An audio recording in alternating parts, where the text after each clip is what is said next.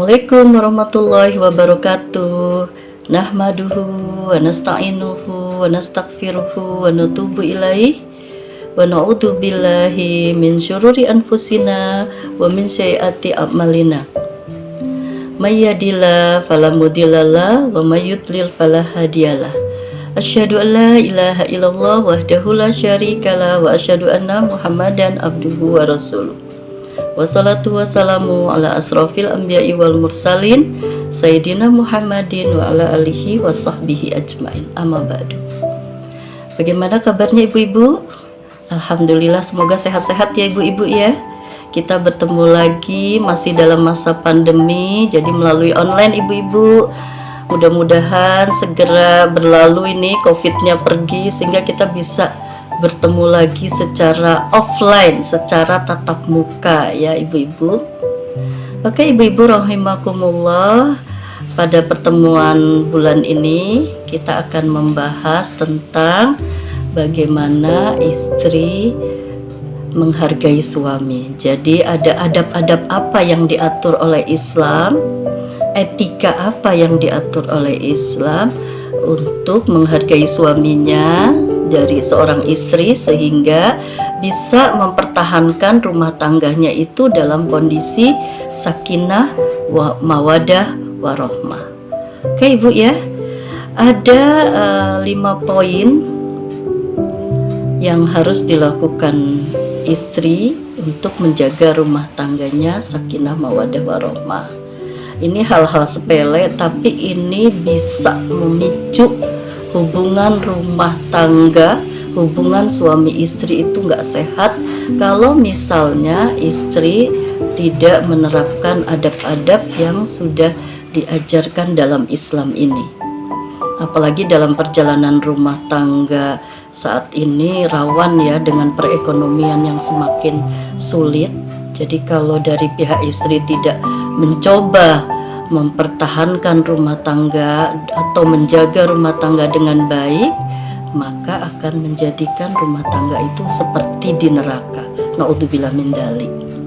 Oke, yang pertama sebetulnya ketika ingin menjadikan rumah tangga samawa itu masing-masing dari suami istri yang paling penting itu menjaga batas-batas hukum-hukum Allah. Masing-masing individu menerapkan, mentaati apa yang menjadi hukum-hukum Allah untuk dirinya, semacam ibadah mahdoh, sholat, puasa, zakat, kemudian juga kewajiban yang lain seperti menuntut ilmu, menutup aurat, amar ma'ruf nahi munkar atau dakwah itu dilakukan oleh masing-masing suami istri. Tapi ada hal lain, ada kewajiban dalam hubungannya, kewajiban suami dan juga ada hubungannya sebagai seorang istri, kewajiban istri. Nah, saya akan membahas tentang bagaimana etika pergaulan atau etika adab-adab yang dilakukan oleh istri terhadap suami. Yang pertama ya, ibu-ibu. Yang pertama, hendaknya istri itu selalu rendah hati di hadapan suaminya. Walaupun mungkin level status sosial atau pendidikan atau pekerjaan suami lebih rendah daripada istri. Karena apa? Karena Rasulullah SAW pernah bersabda, "Lau kuntu amiron ahadan ayasjuda la ahadin li amartu nisa'a ayasjudna li azwajihinna lima ja'alallahu lahum alaihinna minal haq." Kata Rasulullah, seandainya aku memerintahkan seseorang untuk bersujud kepada orang lain, niscaya akan aku perintahkan para istri untuk sujud pada suaminya, karena besarnya hak Allah yang diberikan kepada para suami atas mereka.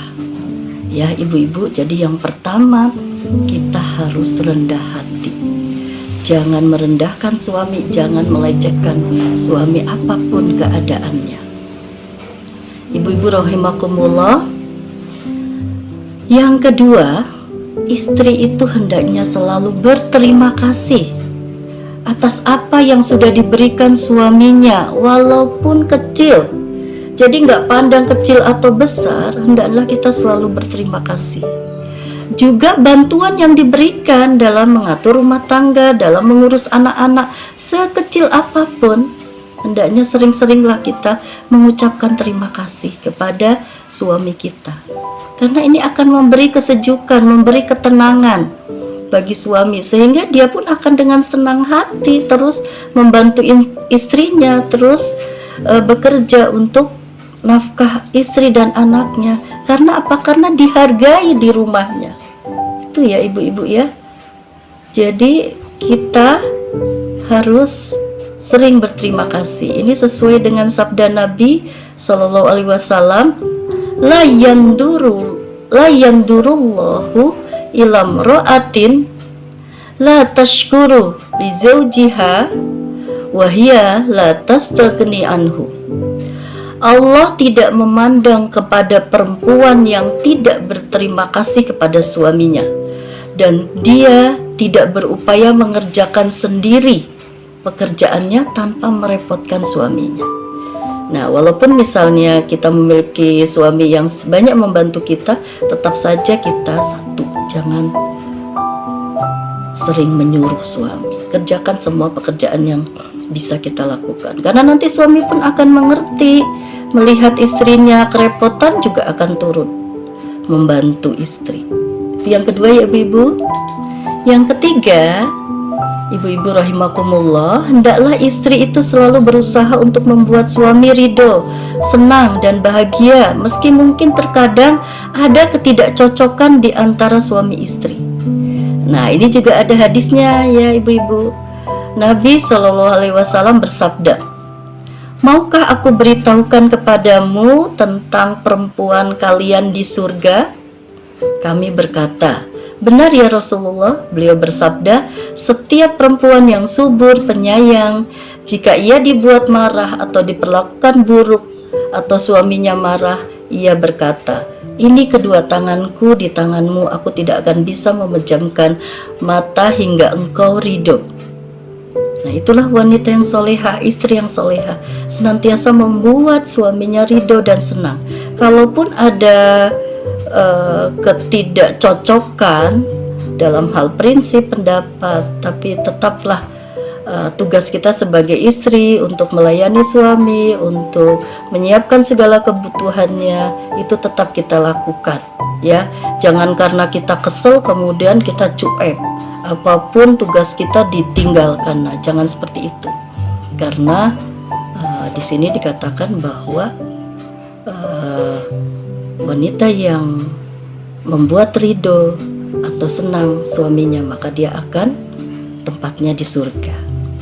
Yang keempat ya ibu-ibu rahimakumullah, bahwa istri hendaknya mendahulukan hak suami dibandingkan hak diri sendiri, dibandingkan karir istri, dibandingkan dakwah istri.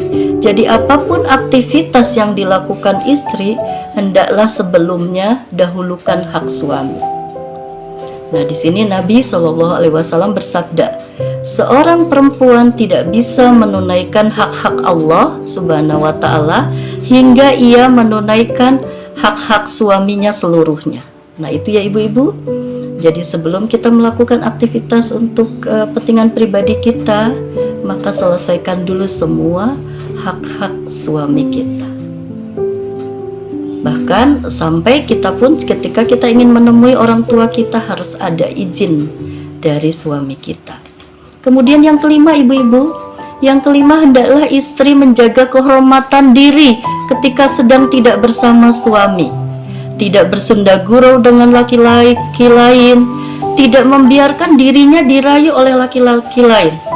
Misalnya kalau kita punya aktivitas di luar rumah, ya kadang kita belanja, kita bekerja, misalnya untuk wanita yang bekerja, maka hati-hati, jangan lebih akrab dengan laki-laki lain dibandingkan dengan suami kita.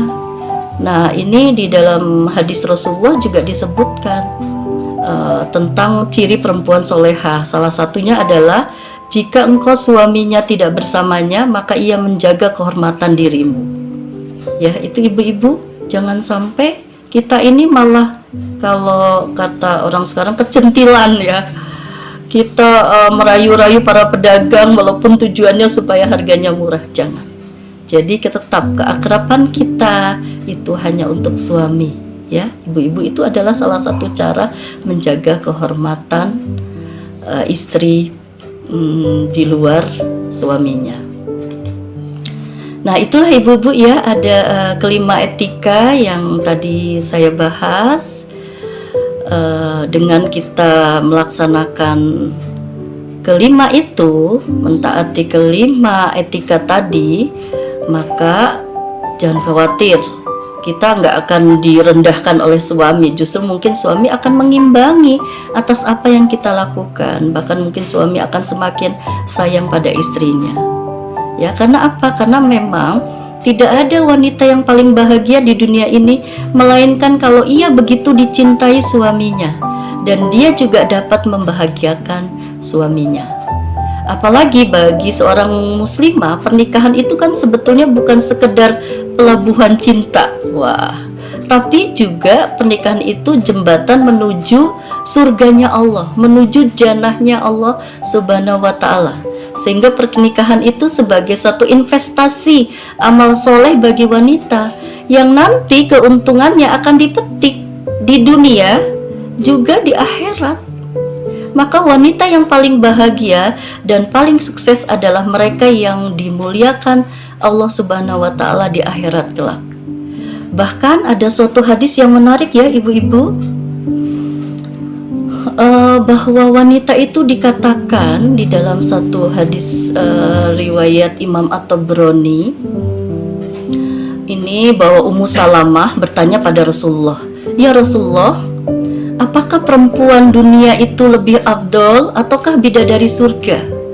Beliau menjawab, "Perempuan dunia lebih afdol daripada bidadari surga, seperti keutamaan pakaian luar dari pakaian dalam." Nah, tuh kan, ternyata wanita yang soleh selama hidupnya di dunia, nanti di surga nanti dia akan lebih afdol, lebih utama dibandingkan bidadari yang sudah disediakan Allah di surga. Kemudian Ummu Salamah melanjutkan, "Dengan apa itu?" Rasulullah menjawab, "Dengan sholat, puasa, dan ibadah mereka kepada Allah Subhanahu wa Ta'ala. Allah akan menghiasi wajah mereka dengan cahaya, pakaian yang paling baik, perhiasan emas, bahkan tempat mereka, para wanita yang soleha itu, adalah dihiasi dengan mutiara, sisir mereka dari emas, dan suara-suara mereka pun adalah dengan suara lantang yang belum pernah didengar oleh makhluk sebelumnya."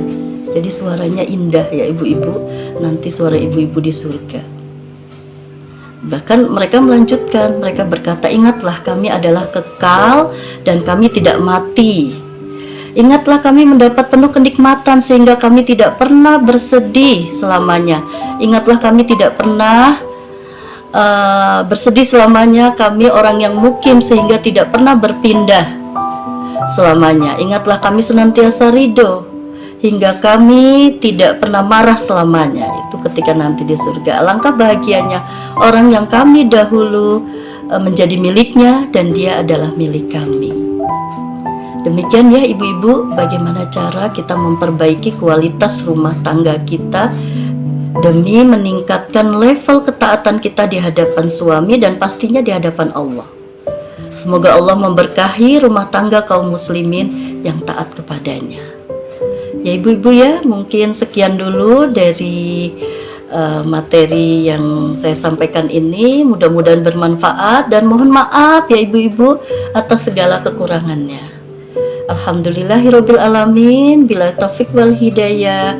Wassalamualaikum warahmatullahi wabarakatuh.